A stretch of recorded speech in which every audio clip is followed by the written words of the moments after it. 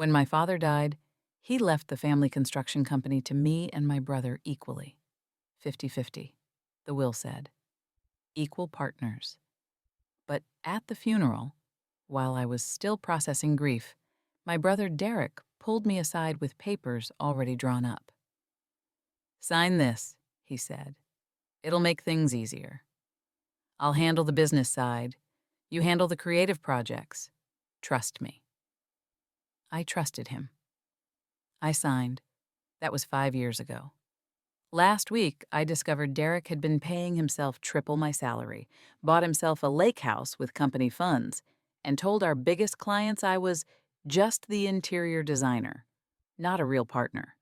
So yesterday, when he called an emergency board meeting with our investors to discuss the future direction of the company, he expected me to sit quietly like I always did.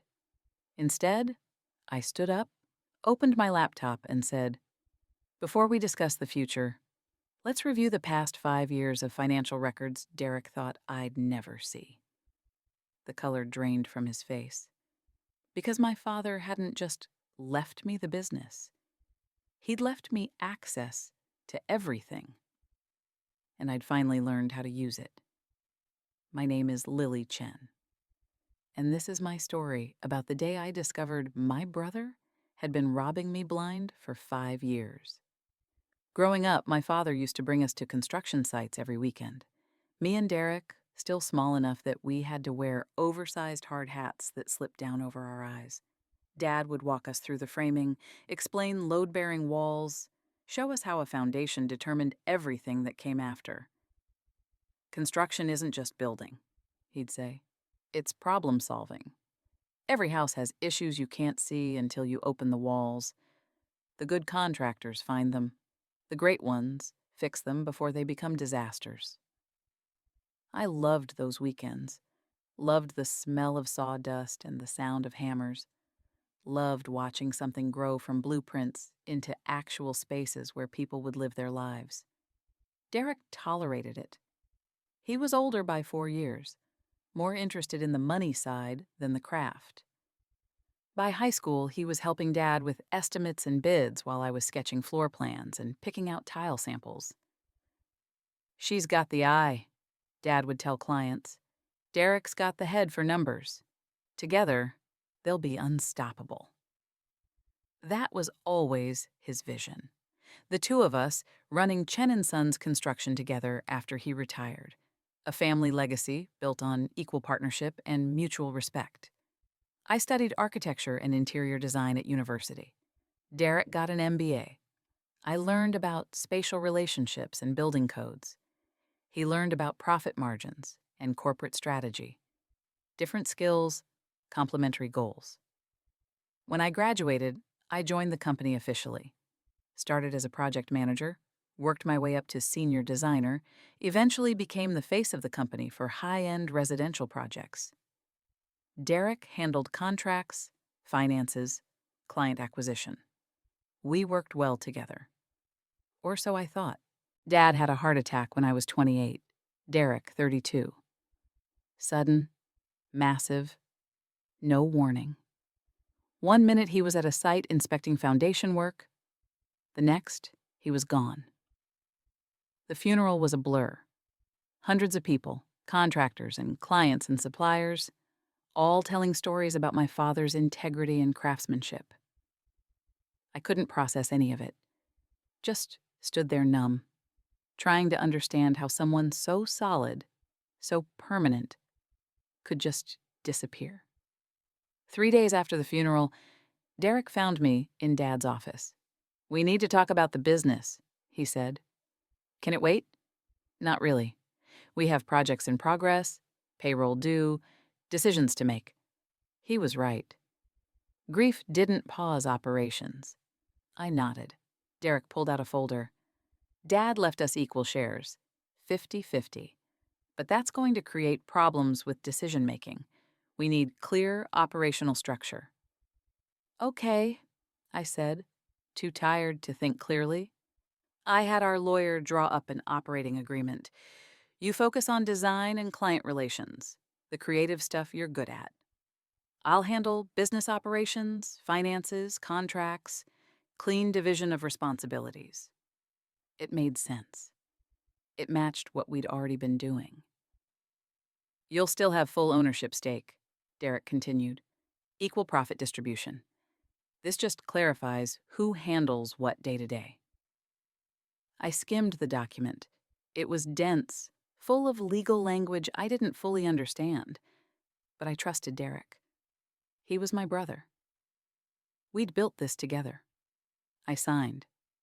Good, Derek said, taking the papers. This'll make everything smoother. Dad would want us to keep things running smoothly. That was 5 years ago.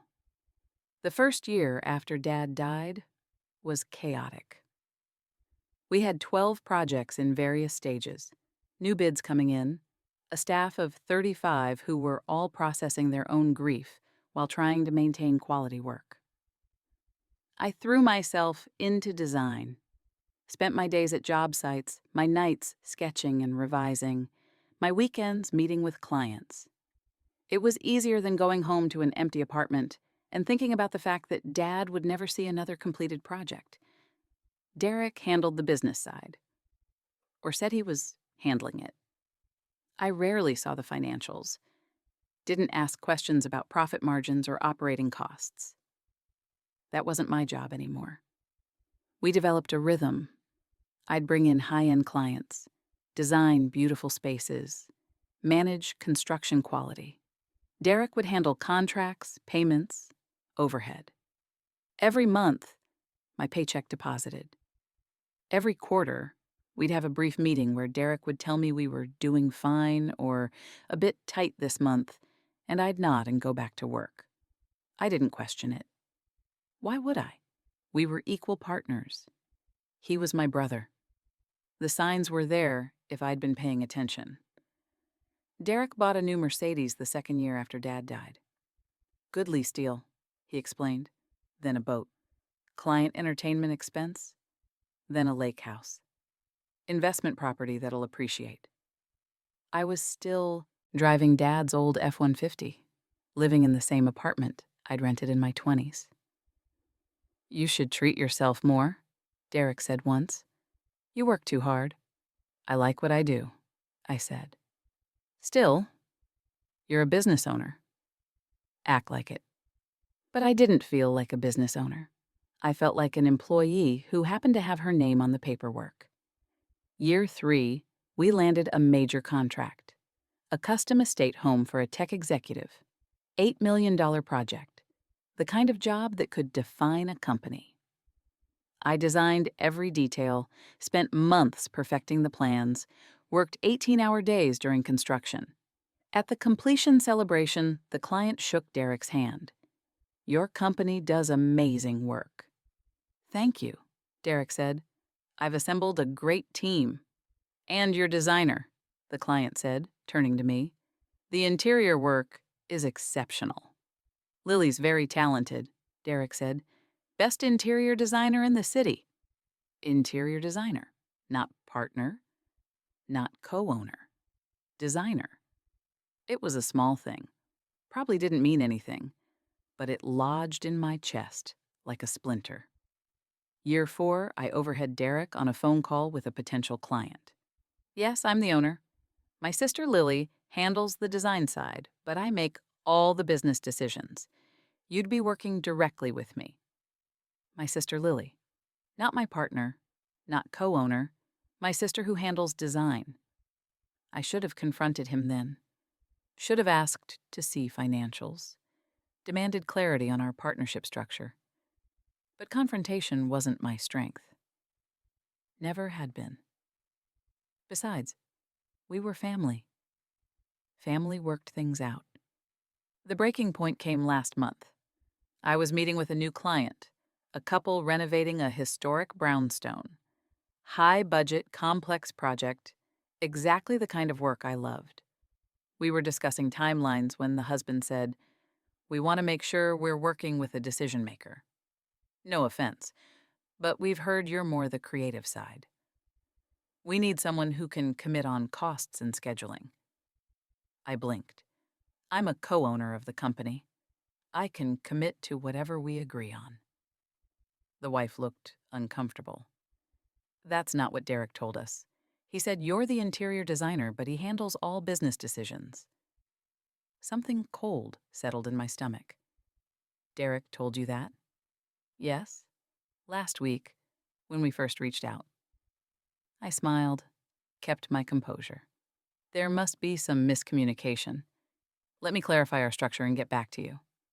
They left. I sat in the conference room alone, anger building. I called Derek. We need to talk. Can it wait? I'm meeting with the accountant. No, it can't wait. He sighed. Fine. My office. 30 minutes. I spent those 30 minutes getting angrier. By the time I walked into his office, larger than mine, better view, furniture I didn't remember approving, I was ready for a fight. What did you tell the Morrison renovation clients? I asked. The brownstone project? Just gave them an overview. You told them I'm the interior designer. Not a partner. Derek leaned back in his chair. I told them you handled design, which you do. I'm a co-owner, Derek. Equal partner. That's what Dad's will said. You're a partner in ownership, Derek said carefully. But operationally, we have defined roles. That's what you signed. I signed an operating agreement that clarified responsibilities, not one that made me subordinate. You're not subordinate. You're design-focused. I'm business-focused. It's efficient. It's bullshit, I said. And you know it. Derek's expression hardened. Look, Lily, you're great at what you do, but you don't have the temperament for business operations.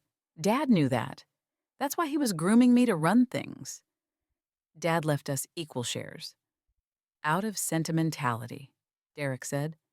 But he told me privately that I should handle the business side. He wanted you protected from the stress. That stopped me. Dad said that? Yes. Multiple times. I wanted to believe it was a lie. But it sounded exactly like something Dad would say. Protective, old-fashioned, well-meaning in a way that was also deeply patronizing. I want to see the financials, I said. All of them. 5 years. Derek's jaw tightened. Why? Because I'm a co-owner and I haven't reviewed them in 5 years. They're complicated. You won't understand half of it. Then explain it to me. We stared at each other across his expensive desk. Then Derek said, Fine. I'll have accounting put together a summary. Not a summary. Everything. That's hundreds of pages. Then it'll take me a while to read, I said. I want it by Friday. I walked out before he could argue. Friday came, no financials. Monday, I asked again. Accounting is backed up, Derek said. Give them another week. Wednesday, I went directly to our accountant, a woman named Patricia, who'd worked with Dad for 20 years. I need copies of all financial records for the past 5 years, I told her. Patricia looked uncomfortable. Derek usually handles those requests. I'm a co-owner. I'm entitled to see company finances. Of course, she said carefully, but Derek has asked that all financial information go through him first. Why? He said it's to maintain consistency in record keeping. I felt that cold feeling again. Patricia, legally, can Derek restrict my access to company financial records if I'm an equal owner? She hesitated. That depends on your operating agreement. Can you pull it? The one I signed 5 years ago? She did. We read through it together. And there it was, buried in page 7, section 4.3. In matters of financial operations, the managing partner shall have sole discretion over disclosure and distribution of financial records. Managing partner. Defined earlier in the document as Derek. I didn't realize this was in here, I said quietly. You signed it, Patricia said, not unkindly. 5 days after my father's funeral, when I wasn't thinking clearly. She didn't respond. But I'm still a 50% owner, I said. Doesn't that give me any rights? You have ownership rights, profit distribution, voting rights on major decisions. But operational control, she pointed to Section 4.3. That's Derek's domain as managing partner. I left her office feeling nauseous. That night, I called a lawyer, explained the situation. She reviewed the operating agreement and gave me news I didn't want to hear. This is enforceable, she said. You signed away operational access. You still own 50%, but Derek controls day-to-day operations, including financial disclosure. Can I challenge it? On what grounds? Coercion? You'd have to prove Derek forced you to sign under duress. Being grief-stricken isn't legally sufficient. So I'm stuck. Not entirely. As a 50% owner, you're entitled to certain baseline information. Annual reports, tax documents, major expenditure approvals. I can send a formal request that Derek legally has to honor. Do it, I said. The request went out Friday. Derek received it Monday. By Tuesday, he'd called an emergency board meeting. We need to discuss the future direction of the company, his email said. All investors, all senior staff, everyone in the conference room Wednesday at 2 p.m. I knew what this was. Derek was going to frame me as difficult, uncommitted, not focused on business priorities.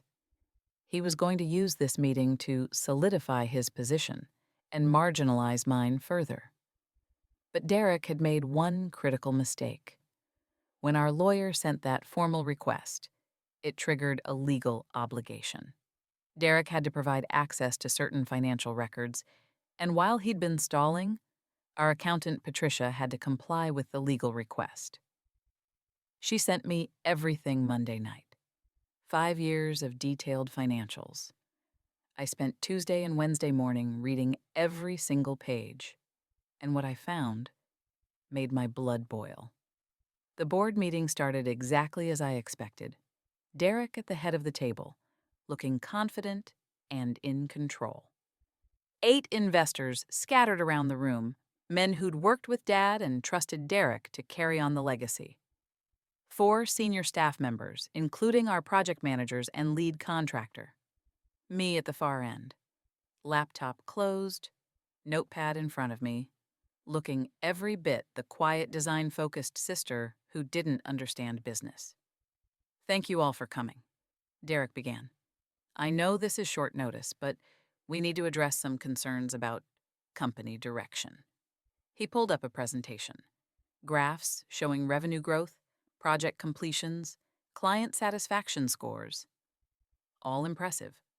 All painting a picture of a thriving company under his leadership. We've had an incredible 5 years, Derek said. Dad would be proud of what we've built. But recently, there's been some tension about operational structure. My sister Lily has requested extensive financial disclosure, which is her right as a co-owner. But I'm concerned that this focus on internal process is distracting from what matters, delivering exceptional work for our clients. Several people nodded. One investor, Thomas Chen, a distant uncle, said, "What specifically is Lily concerned about?" "I'll let her speak to that," Derek said, gesturing to me. Lily? This was it. The moment Derek expected me to either back down or look petty and uninformed. I stood up, opened my laptop. "Thank you, Derek," I said calmly. "Before we discuss the future, let's review the past 5 years of financial records Derek thought I'd never see." Derek's confident expression flickered. I pulled up the first spreadsheet. This is our salary structure. As equal partners, Derek and I should be paid equally. But according to these records, Derek has been paying himself $285,000 annually, while I receive $95,000. Silence in the room. That's one of the investors started. 3 times my salary, I finished. For 5 years. Derek stood up. That's because I handle significantly more operational responsibility. Let me finish, I said. I advanced to the next slide. This is a record of company asset purchases over the past 5 years. This Mercedes, $87,000, listed as a company vehicle. This boat, $145,000, listed as client entertainment. This lake house, $620,000, purchased through a company subsidiary Derek created without board approval. The room erupted, multiple people talking at once. That lake house is an investment property, Derek started, that you and your family use every weekend, I said. I have photos from your social media. Not exactly client entertainment. I pulled up Facebook screenshots. Derek at the lake house with his wife and kids. Family getaway at our place, the caption read. Thomas Chen leaned forward. Derek, is this accurate? It's more complicated than yes or no, Thomas said firmly. Did you purchase a $620,000 property with company funds without board approval? Derek's face was red now. I was going to bring it to the board. After you'd already bought it, I said. I advanced to the next slide. This is particularly interesting. Over the past 3 years, Derek has been billing clients at a rate of $175 per hour for my design work, but paying me a salary that works out to approximately $45 per hour.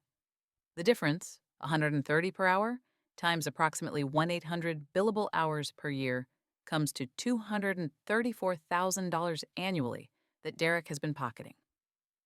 That's standard markup, Derek tried. For external contractors, I said. Not for equal partners. You've been treating me like an employee you hired, not the co-owner Dad left me as. I looked around the room. For 5 years, I trusted my brother to handle the business fairly, to honor our father's wishes, to treat me as an equal partner. Instead, he's been systematically siphoning company assets, paying himself triple my salary, and telling clients I'm just the designer. So they take him seriously instead of me. One of our project managers, Hector, who'd worked with Dad for 15 years, spoke up. Lily, why are you just bringing this up now? Because Derek had me sign an operating agreement that restricted my access to financials, I said. 3 days after Dad's funeral, when I was grieving and not thinking clearly, Derek presented me with papers that made him managing partner with sole discretion over financial disclosure.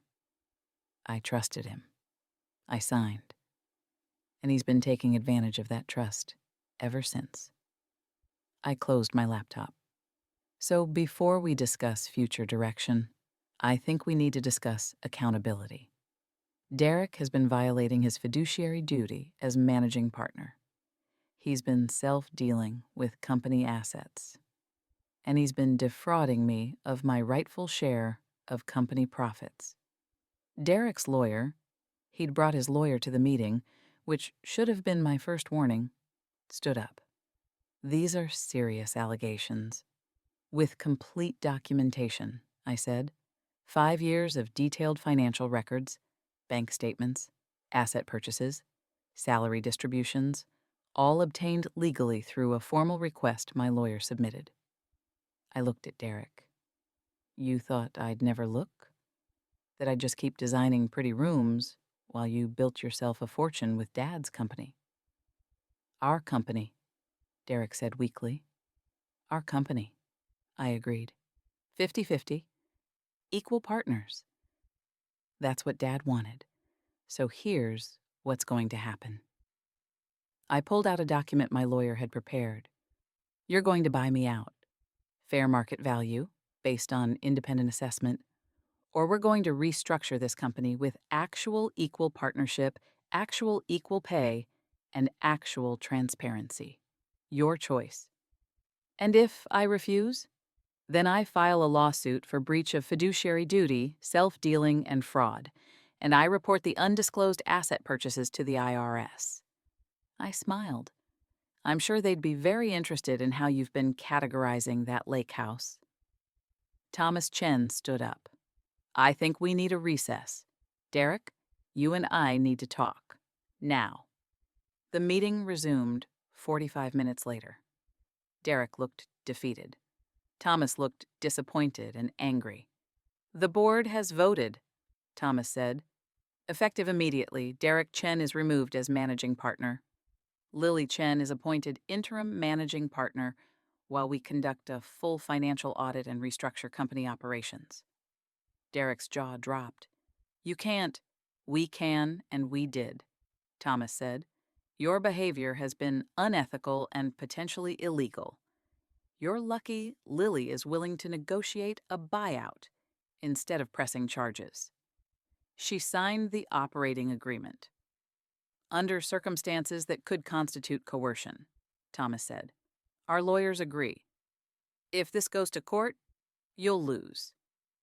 And you'll lose publicly, which will destroy not just your reputation, but the company your father built. Derek looked at me. You'd really do that? Destroy Dad's legacy? You already did that, I said quietly, the moment you decided to treat his company like your personal piggy bank. The buyout took 3 months to finalize. Fair market value for Derek's 50% came to $3.2 million. He fought for more, but the audit revealed enough questionable expenses that he eventually took the offer. I became sole owner of Chen & Sons Construction, changed the name to Chen Design and Build, hired a new CFO who reports directly to me, gave everyone on staff, including myself, salary adjustments based on market rates and actual value provided. The company thrives. We're booked 18 months out. Our reputation for quality and integrity, the things Dad actually cared about, is stronger than ever. Derek opened his own firm. It failed within a year. Turns out, without me doing the actual design work that brought in high-end clients, he couldn't compete. We don't speak anymore. His wife reached out once, said I'd destroyed their family. I sent her copies of the financial records and said, your husband destroyed your family when he stole from his sister and disrespected his father's wishes. I never heard from her again. Last week, I finished a project Dad had dreamed about before he died. Affordable housing development with thoughtful design, the kind of work that proves beautiful spaces don't have to be only for rich people. Standing on the site, watching families move into homes we'd built, I thought about those weekends as a kid. Dad teaching us that construction wasn't just building, it was problem solving. Finding the issues before they became disasters. It took me 5 years to see the problem. Another year to fix it. But Dad was right about one thing. The great contractors don't just find problems. They fix them before they destroy everything. If this story resonated with you, drop a comment about where you're watching from. And if you've ever had family take advantage of your trust, you're not alone. Subscribe for more stories. Because sometimes the people who should protect you are the ones you need protection from. And sometimes the bravest thing you can do is finally look at what you've been too afraid to see.